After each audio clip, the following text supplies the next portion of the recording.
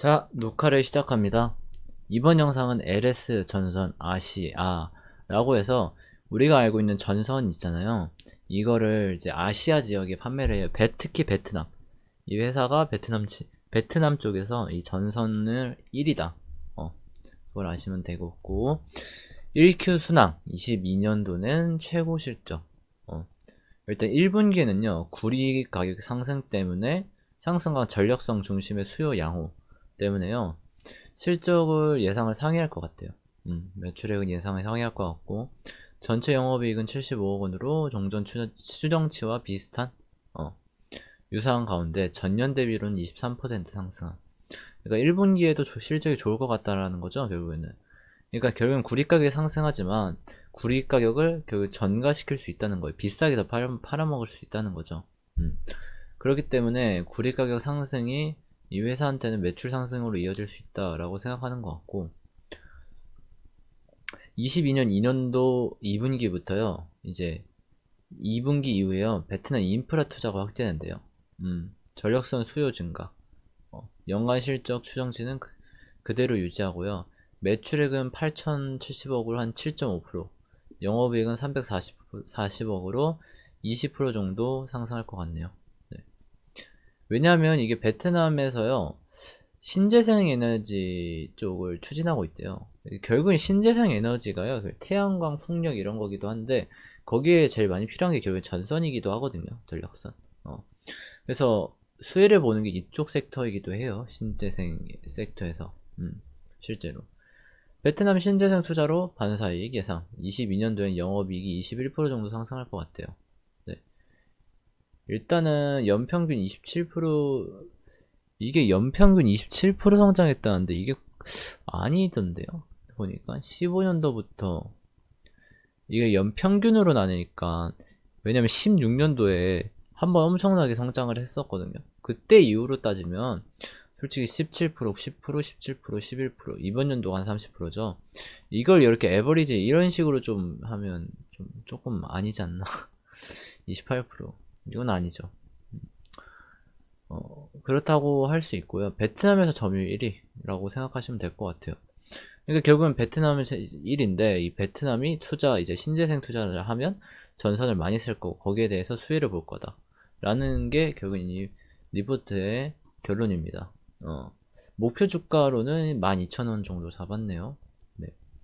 그럼 실적을 한번 볼게요. 시가총액 2,300억에 부채 비율은 214% 정도 되네요. 아까 보셨듯이 매출액은 계속 성장하고 있었어요, 이 회사가. 특히 이번 연도는 벌써 30% 성장을 했고요. 내년도는 10% 정도.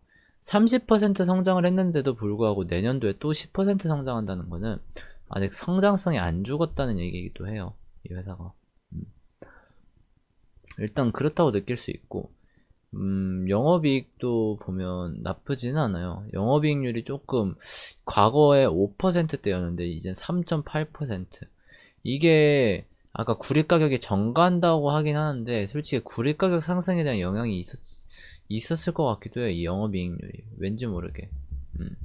대부분 이제 이 영업이익률이 낮아지는 이유는 원재료 가격 상승이나 뭐 물류 비용, 물류 비용 이런 쪽인데, 느낌이 그럴 것 같아요. 확실한 건 아니고. 2022년도에는 매출액은 한 7, 8% 정도, 영업이익은 한 20%? 그렇게 성장한다고 했을 때, 멀티플로 했을 때도 나쁘진 않아요, 솔직히 말해서. 성장성도 있고, 어, 나쁘지는 않다라고 생각하시면 될 것 같아요. 일단 차트부터 볼까요? 이제 LS 전선 아시아.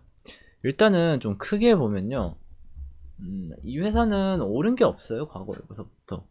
음, 오른 게 없는데 실적이 좋아졌다는 건, 과거에는 고평가 쪽에 이제 좀 치우쳐졌다면 이제는 실적이 따라오면서 저평가 쪽으로 이제 점점 바뀌고 있는 모양이라고 할 수 있고, 좀 의미 있는 봉이라고 하면 이런 좀 갭상승 후에 올린 다음에 이런 식으로 내려 거래량이 터졌잖아요. 이게 이쪽 부분을 봐야 되는 것 같고, 근데 조금 애매해요. 이게 뭔가 세력들의 매질봉이라고 판단하기에는 살짝 애매한 부분이 있어요. 제가 봤을 때는 좀 그런 느낌? 음. 너무 이 고점에 만약에 이게 세력의 움직임이었다면 결국에 세력이 여기서부터 여기까지 탔다는 거거든요. 시장 라인이 여기였다는 거예요. 여기서 여기부터 여기까지 탔고 거래량이 제일 많이 터진 이쪽을 보면 평단가가 거의 한 9,000원 정도 된다는 소리인데, 그럼 최소 얘네들이 팔아먹으려면 18,000원 이상 팔아먹을 거란 말이에요. 그랬는데 이번에 떨어질 때 적어도 뭔가 한번 만약에 이게 좀 세력이 만약에 있었다면 이게 매집봉이 이렇게 한번 나왔을 거거든요. 윗골이 달면서. 그 다음에 이렇게, 왜냐면 걔네가 그런 걸 이제 한번 마지막으로 확인하고 물량 체크하고 올리거든요. 근데 그게 안 나와가지고 조금 아쉽다. 그러니까 세력은 좀 아닌 느낌이 들어요. 뭐 실적으로는 갈 수 있어도 이 회사가. 네. 그리고 차트적으로 봤을 때는 지금이 바닥 부분이긴 해요. 솔직히 말해서 이 부분이 바닥 부분이긴 해요. 딱 애초에 이 가격을 안 깨잖아요. 얘가 지금 7,300원 라인, 이 라인 자체를 안 깨잖아요. 일단은 지수보다 뭐 엄청 강한 종목은 아니었어요. 그래도 무난무난하게 적당히 강한, 이 약한 종목은 아니었다. 그러니까 좀 강한 종목 쪽에는 속했다 라고 볼 수 있을 것 같고, 그 다음 바로 턴어라운드를 하고 있긴 한데 애매해요. 저라면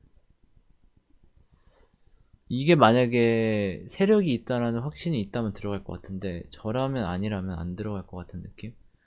물론 실적이 좋아지긴 하는데 그 실적만 믿고 이 섹터, 그러니까 이 전선 섹터를 들어가는 건 좀 그렇다고 생각해요. 만약에 이 친환경 섹터가 오를 거고 거기에 이 전선주 섹터가 포함이 될 거다라는 생각을 가진다면 들어가 볼 만한데, 여태까지 친환경, 이 태양광, 풍력 이런 쪽이 오르면서 같이 이 전선주가 많이 안 올랐었거든. 이때가 아마 그때 올랐을 거예요. 그렇다고 하다 보니까 이번에 이 태양광 쪽이랑 신재생 에너지가 올랐는데도 불구하고 못 올랐단 말이에요. 그 면에서 좀 아쉽다. 좀 아쉽다. 현재 실적 3점에 성장성 3점 줄 수 있을 것 같아요. 차트는 좀 바닥 부분이기 때문에 똑같이 3점? 근데 이게 왜냐면 저 같은 경우에 시장보다는 한 보통 정도라고, 강한 분노가 보통 정도라 생각하고, 이 회사가 만약에 세력이 없다라고 했을 때는 올릴 가능성은 좀 쉽진 않다? 그러니까 올라갈 수는 있을 것 같아요. 근데 올라가서 매도를 한다면 저 같은 경우에 한 10,000원 정도 잡을 것 같아요. 목표가를. 크게. 이거는 보면 조용하다가 한 번씩 튀어오르거든요. 이것도 조용하다가 한 번씩 튀어오를 가능성이 높은 거예요.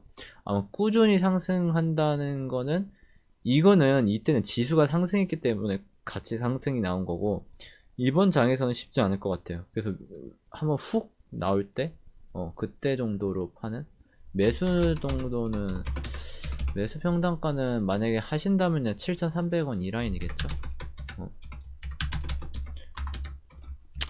이게 결국에는 시총 작고 2,000원이니까 좀 작은 편이죠. 그러니까 근데 세력은 없는 것 같고,